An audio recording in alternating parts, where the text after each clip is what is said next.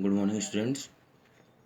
हमारा 8th class की science में चैप्टर 9th चल रहा था, तो मैंने आपको इसके जो इम्पोर्टेंट नोट्स थे चैप्टर रिलेटेड, जो भी हमारी जो है चैप्टर के अंतर्गत जो भी चीज़ें थी वो मैंने आपको अच्छी तरह से समझा दी थी। ठीक है, ये कल तक की वीडियो में मैंने आपको ये मेथड्स ऑफ असेक्सुअल रिप्रोडक्शन बताया था, बर्डिंग और बाइनरी फ्यूजन करके ये बताया था। अब आज जो है हम इस चैप्टर के क्वेश्चन आंसर स्टार्ट करेंगे। ठीक है, जो इसके एक्सरसाइज के क्वेश्चन आंसर हैं हमारे चैप्टर के, तो उनको हम करना स्टार्ट करेंगे यहाँ से। ठीक है, आप इस बात का ध्यान रखिए कि जो भी मैं आपको चित्र या भेजता हूँ इमेज के रूप में, उनको आपने अपनी जो है साइंस की जो फेयर कॉपी है, क्योंकि एक साइड आपकी क्या होती है लाइनिंग वाली होती है, एक साइड वाइट पेज होता है, तो वो अपने इस साइड वाले पेज पे, अब वाइट पेज जिस तरफ होता है तो उसमें डायग्राम आपने ज़रूर बनाने हैं। ये नहीं कि वो आपको भेजे मैंने आप उनको बना नहीं रहे, वो बहुत इंपॉर्टेंट है, क्योंकि डायग्राम से ही जो है आपका साइंस संबंधित होता है। ठीक है, आप तो डायग्राम आपने ज़रूर बनाने हैं अपनी फेयर कॉपी पे, लेफ्ट साइड के पेज पे। ठीक है, तो अब हम इसका स्टार्ट करते हैं। क्वेश्चन फर्स्ट है हमारा, explain the importance of reproduction in organism, यानी कि जनन का जीवों में क्या महत्व है। ठीक है, तो इम्पोर्टेंस बतानी है हमने, महत्व बताना है कि रिप्रोडक्शन क्यों ज़रूरी है करके, या क्या आवश्यकता है रिप्रोडक्शन की। ठीक, तो इस तरह से ये क्वेश्चन है।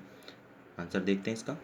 Reproduction is essential for the continuation of species and it ensures the continuation of similar kind of individuals generation after generation, यानी कि जो रिप्रोडक्शन है वो बहुत आवश्यक है अपनी जाति का प्रभुत्व या अस्तित्व बनाए रखने के लिए, and the it ensures the continuation of similar kind of individuals, यह जो है उस जाति के जो इस जाति के अस्तित्व को आगे बढ़ाने के लिए, या जो है अपने ही समान जो है संतान उत्पन्न करके उस जाति के अस्तित्व को बनाए रखता है। ठीक है, जनरेशन आफ्टर जनरेशन, यानी कि पीढ़ी दर पीढ़ी जो है उस जाति के अस्तित्व को बनाए रखने के लिए, उस जाति के अस्तित्व को बनाए रखने के लिए अपने ही प्रकार की संतानों को जो है उत्पन्न करना जो होता है वो जनन के द्वारा ही संभव है। इसलिए जो है जनन जो है जीवधारियों में बहुत ही आवश्यक प्रक्रिया है।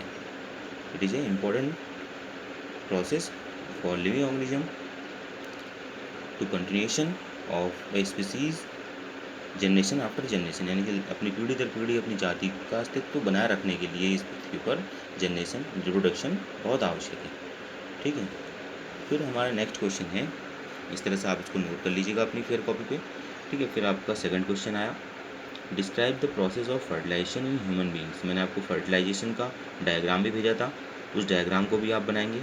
ठीक है, तो इसका तो जानते हैं कि वो कह रहा है कि ह्यूमन बींग्स में, यानी कि मानव में निषेचन की प्रक्रिया को समझाइए। ठीक है, तो निषेचन प्रक्रिया कैसे होती करके ये बताना है हमने। There is a sexual reproduction in human beings, यानी कि जो मानव में क्या होता है, लैंगिक जनन होता है। Male reproductive organs produce sperms, जो नर जनन अंग होते हैं वे शुक्राणु उत्पन्न करते हैं। While the female gametes produce ओवा, जबकि जो मादा जनन अंग होते हैं वो ओवा, यानी कि अंडाणु उत्पन्न करते हैं। The sperms are ejected inside female bodies, जो स्पर्म होते हैं, जो शुक्राणु होते हैं वो फीमेल यानी कि मादा के शरीर के अंदर इजेक्ट किए जाते हैं, यानी कि स्थापित किए जाते हैं, स्थापित होते हैं। ठीक है, वेयर दे फ्यूज़ द ओयूम, जहाँ पर वो फ्यूज़ होते हैं यानी कि मिल करके, ओयूम यानी कि अंडाणु से मिलते हैं, एंड फॉर्म्स जाइगोट, क्योंकि फीमेल बॉडी के अंदर क्या पाए जाते हैं, अंडाणु पाए जाते हैं अंडाशय में, तो अंडाशय में जाकर मिल करके वो जो अंडाणु के साथ मिल करके स्पर्म्स जो होते हैं अंडाशय में किसका निर्माण करते हैं, जाइगोट का निर्माण करते हैं, यानी कि युग्मनज बनता है उसमें। इसका जाइगोट का भी मैंने आपको डायग्राम भेजा था।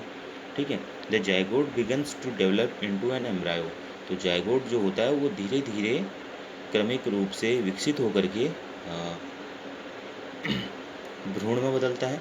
ठीक है, which attach to the female uterus wall, जो मादा के जो गर्भाशय की दीवार होती है उसके साथ जुड़ा रहता है ये एम्ब्रायो यानी कि भ्रूण।